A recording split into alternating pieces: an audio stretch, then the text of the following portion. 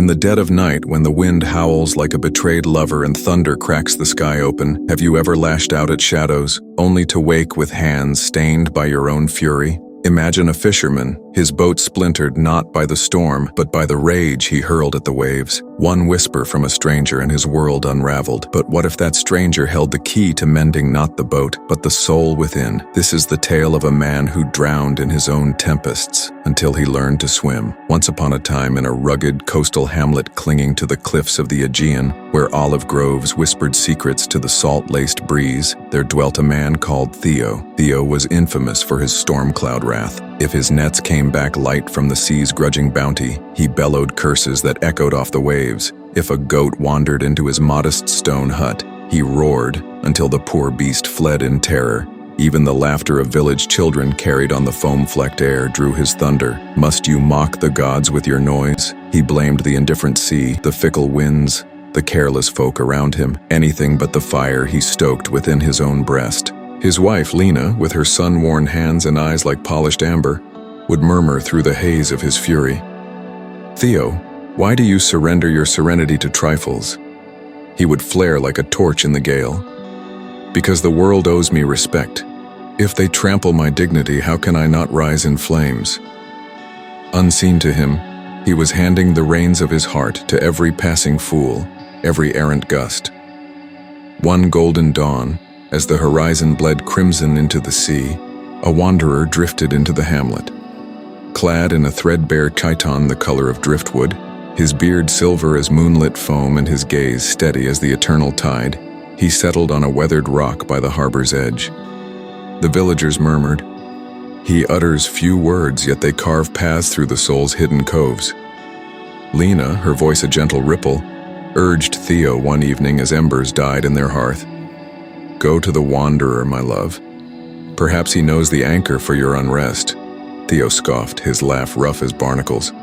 "What wisdom from a drifter who battles no tempest like mine?" Yet the seed took root, unseen.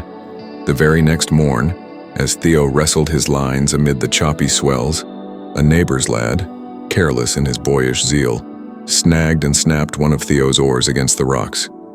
Fury erupted like a waterspout. Theo's roar split the air, scattering gulls and sending the boy scrambling ashore, tears carving tracks through the salt on his cheeks. That dusk, as the sun sank into the wine-dark sea, Theo slumped against his hut's cool wall, his ribs aching from the echo of his own rage. "Why does my venom always poison me deepest?" he breathed to the gathering stars. Sleep evaded him that night, a thief in the velvet dark. At first light, with the world still hushed save for the lap of waves on stone, he trudged to the harbor rock. The wanderer perched there, eyes half shut, attuned to the rhythm of the tide. Theo shifted, words tangling like kelp. At last they spilled. "Stranger, I'm adrift. The world ignites me, and I burn without cease."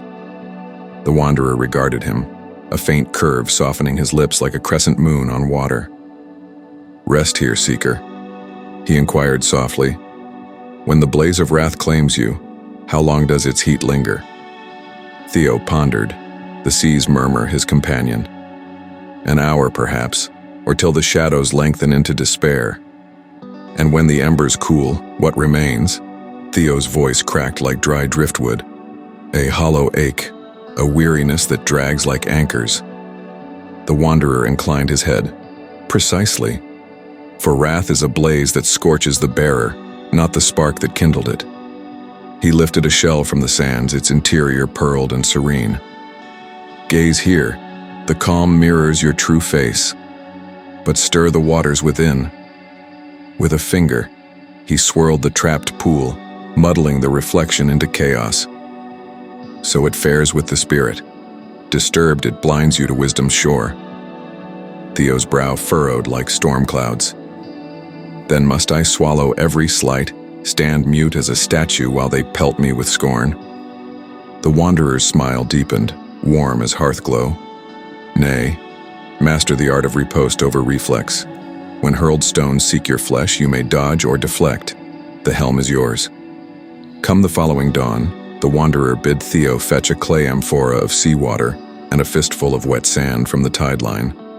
Theo obeyed, the weight grounding his restless steps. "Heat it over the fire," the wanderer instructed, flames leaping like mischievous sprites.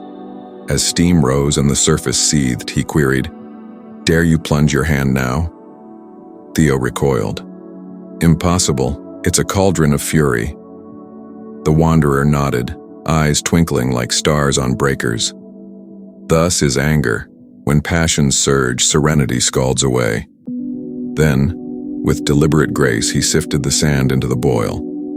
This murks the depths, as haste clouds the mind. He decanted the froth into a basin, where it stilled. Gradually, grains sank, unveiling clarity once more.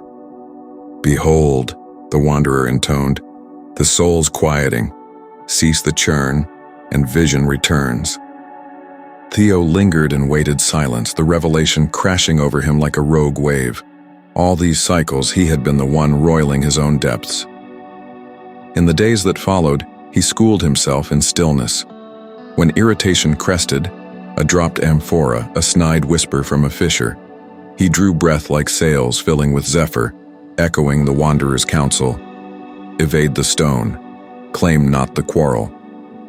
It warred with his marrow at first, old gales howling for release. One midday in the bustling agora, a trader palmed false coins for Theo's catch, his smirk a barb in salt-wound pride. The blaze kindled, urging a torrent of rebuke. But Theo paused, lungs filling with the sea's vast hush. "I'll trade with those whose word holds like good rope," he declared evenly, turning on his heel. The trader gaped, disarmed. For the first time, Theo tasted the salt of triumph without the sting of scorch, and that eve, slumber claimed him deep and dreamless. Yet transformation courts the gale's fiercest trial.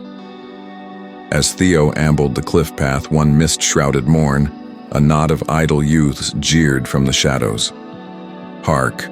The thunderer plays the sage, swaddled in false peace. Their guffaws sliced the fog. Heat surged in Theo's veins, knuckles whitening like bleached shells, his pulse a war drum. Unleash the storm. Remind them of your might. But the wanderer's timbre resurfaced, steady as lighthouse beam. In reflex lies surrender. In poise, your throne. Theo halted, uncurled his fists, and met their eyes with a dawn-lit grin. True enough, I was once the gale's thrall. Now, I seek fairer winds. Their mockery faltered, bewildered. How endure our barbs without reprisal? One ventured. Theo's reply flowed like olive oil on calm waters. When foes proffer hemlock, one need not sip to prove one's mettle. The cluster hushed, adrift in his tranquility. Theo pressed on, his spirit buoyant as a cork on the swell.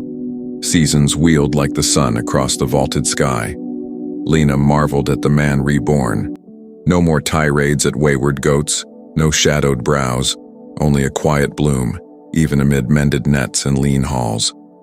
One amber afternoon, Theo sought the harbor rock anew. He knelt, voice thick with tide's emotion.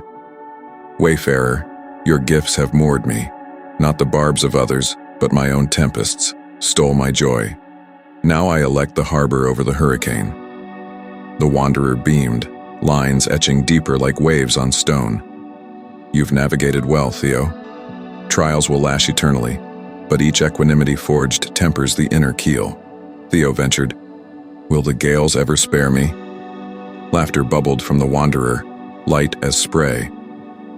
When the mariner fears no swell, the sea grows companion, not conqueror. Years unfurled like sails in trade winds. Theo earned whispers as the hamlet's steadfast beacon. In moments of communal squall, folk sought his hearth for solace. He would intone, ever gentle. Tranquility blooms not in the world's hush, but in the heart's unyielding cove. One twilight, as a wide-eyed lad trailed him to the shore, the boy queried, "Uncle Theo, do the waves still seek to capsize you?" Theo's gaze softened, tracing the horizon's endless vow. "They lap and lash, aye, but withhold the surrender, and their fury ebbs to froth. You master not the currents, but the craft that cleaves them. He paused, the sea's symphony swelling. In forsaking the fray, I truly set sail. We cannot staunch the world's sharp tongues nor bar the tempests at our door, yet we can deny them dominion over our dawn. Each riposte is a sovereign decree, each breath of calm, a crown of fortitude. The soul that reigns its reflexes reigns its realm, so when next the gales assail your peace, let a quiet smile rise like mist off the main, and murmur to the void, I claim not the stone. The cosmos bends to no one's whim, but your response to its caprice, that is the true odyssey. In the hush beyond the roar, therein lies the voyage home.